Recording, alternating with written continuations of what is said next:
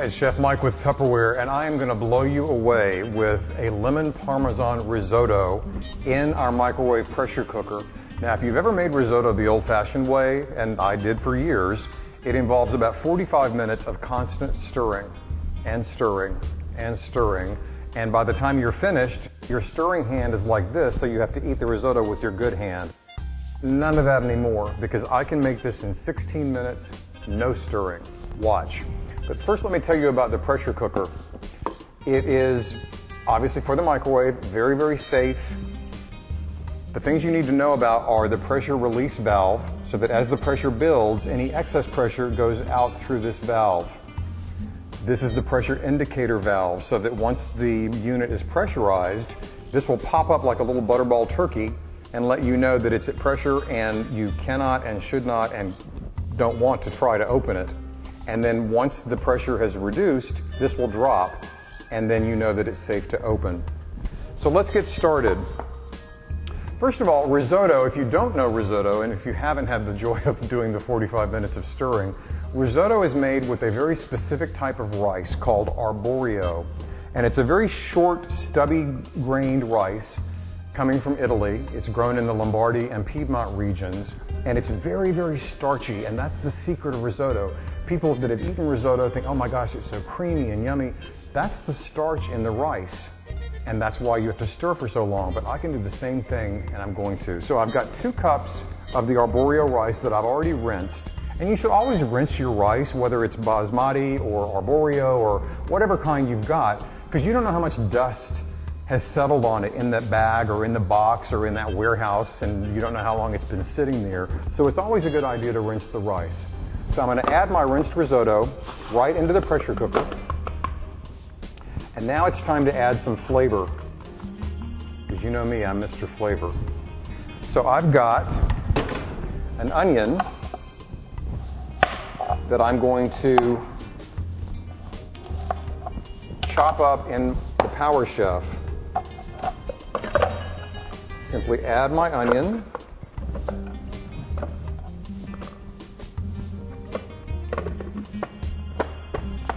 And in about 10 pulls, it is going to be very finely chopped.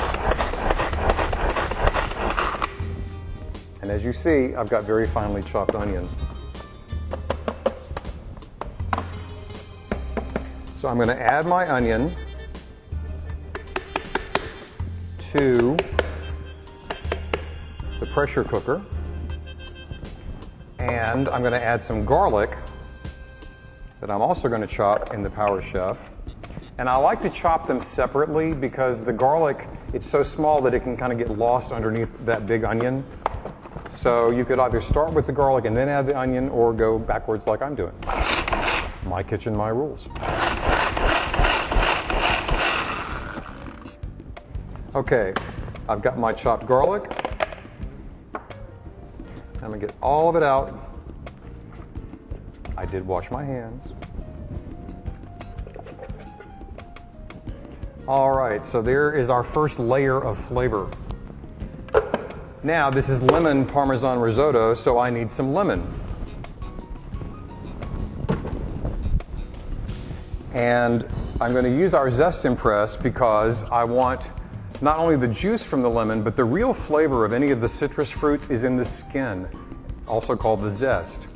And if you've ever used one of those other type of gadgets where you scrape it and you get the skin, but you're chasing it all over your countertop, our zest impress saves you a lot of trouble. You just scrape the lemon. Notice there's no lemon zest on the counter because it all goes right in here. So I know exactly where all my lemon zest went. So just to save some time, I've gone ahead and zested the other lemon. I'm going to add what I just zested.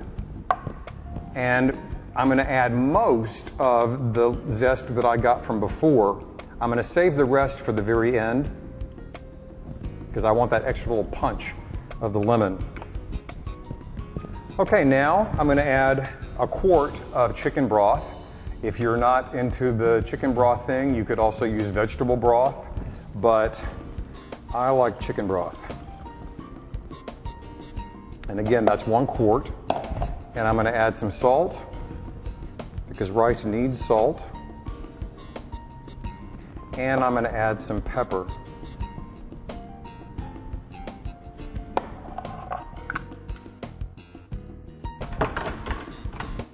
And I'm going to just give this a quick stir just to get that lemon zest mixed in with everything else. Okay, we've given it a good stir. Now we need to add the juice from the lemon. So I'm going to use the press part of the zest and press.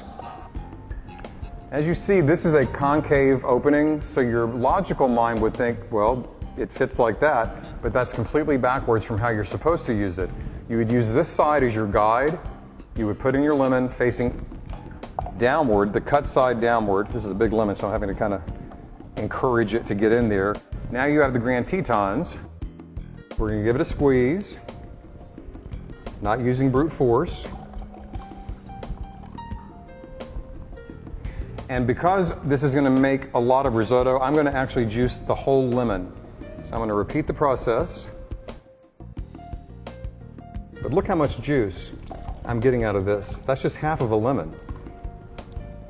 And the best part is that not only has it squeezed all the juice out of my lemon, but any of the seeds have gotten trapped inside. So this is a tremendous gadget. All right, another stir. Get that lemon juice mixed in with everything else. Now we're going to seal it up. So on the cover, you'll notice that there's an arrow, and there's a matching arrow here on the base. You line up your arrows, give it a clockwise turn, and the last safety feature is the locking handle. So you lock and load, and now 16 minutes in the microwave and we're done.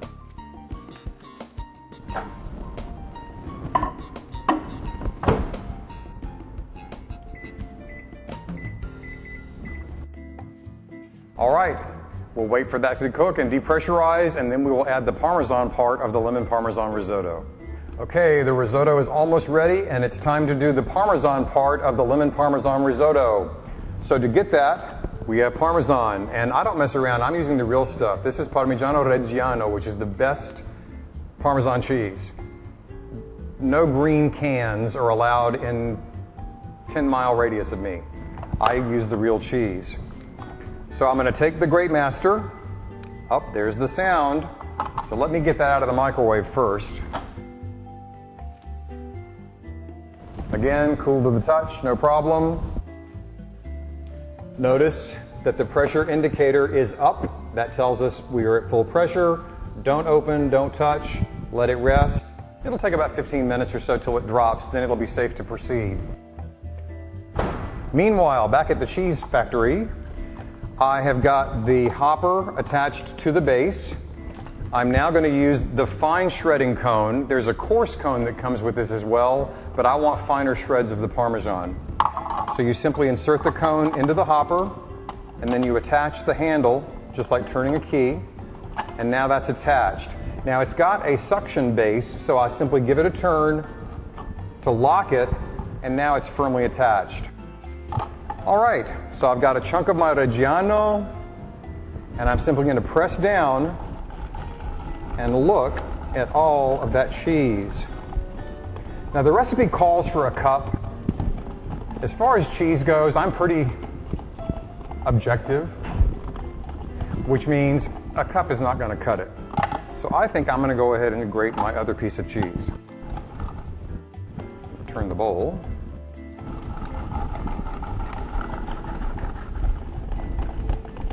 All right, and quick as a flash, I've got a lot of grated Parmesan cheese. Okay, so that's the Parmesan part of lemon Parmesan risotto, but I also want to add some fresh herbs at the end just to brighten it up a little bit. So I've got my Power Chef ready, and I've got some fresh basil that I've washed and dried. And I'm also going to add some freshly washed and dried Italian parsley.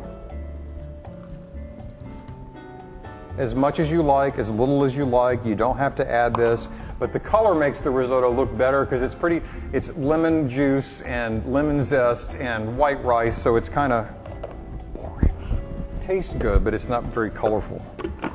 So now I'm going to chop this up.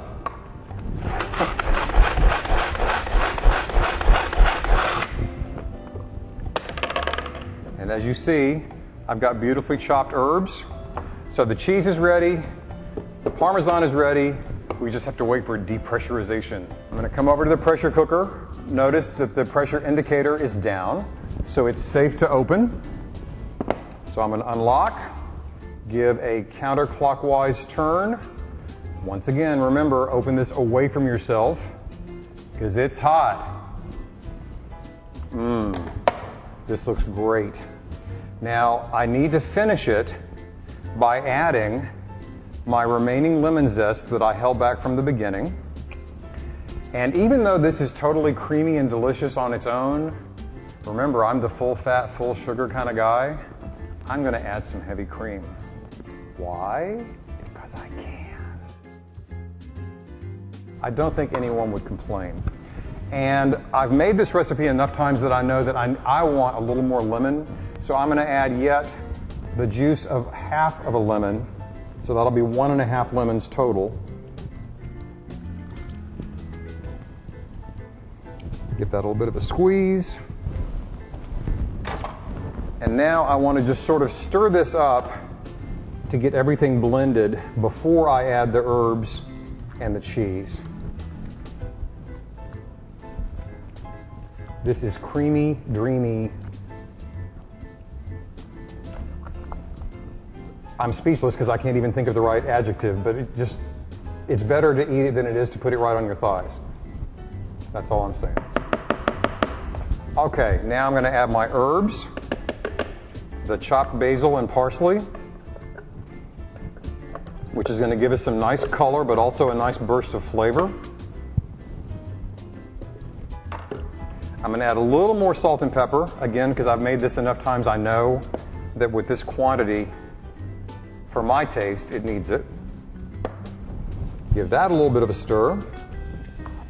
See, that just looks so much nicer with that bit of color.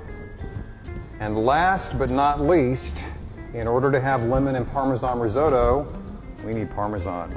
So we're going to start with the suggested cup.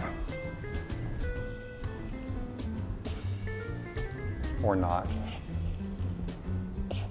Not. I'm going to add all of it. And it's going to melt right in because this risotto is very, very hot. I could have left a little bit out to sprinkle on the top after I dish it up, but not today. All right. So we are risotto ready.